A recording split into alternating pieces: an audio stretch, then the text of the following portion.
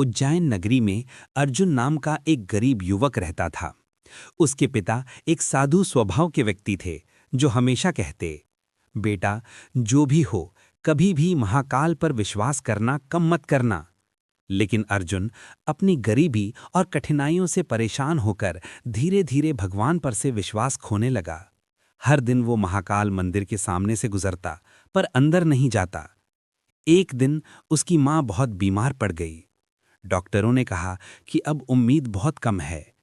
निराश अर्जुन मंदिर के बाहर खड़ा हुआ और बोला, अगर सच में तू है तो मेरी माँ को बचा ले, वरना मैं तेरे अस्तित्व पर भरोसा नहीं रखूंगा।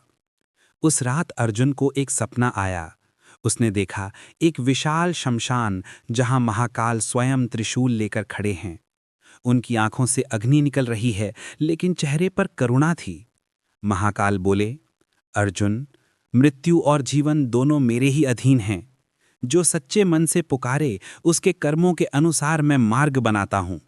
तुम्हारी मां की आयु सीमित थी, पर तुम्हारे सच्चे प्रेम ने उसे कुछ और दिन दिए हैं। अब तुम कर्म करो, बाकी मुझ पर छोड़ दो। सपना टूटते ही अर्जुन की आंखों से आंसू बहने लगे। सुबह जब वो उठा तो देखा उसकी मां स्वस्थ थी, जैसे कोई चमत्कार हुआ हो। उस दिन से अर्जुन ने संकल्प लिया कि वो हर दिन महाकाल की सेवा करेगा। वो मंदिर में साफ सफाई करने लगा, गरीबों को खाना खिलाने लगा और धीरे धीरे उसका जीवन बदल गया। लोग उसे महाकाल का बालक कहने लगे। कई सालों बाद जब अर्जुन वृद्ध हुआ तो एक दिन ध्यान में लीन होकर उसने अंतिम सांस ली।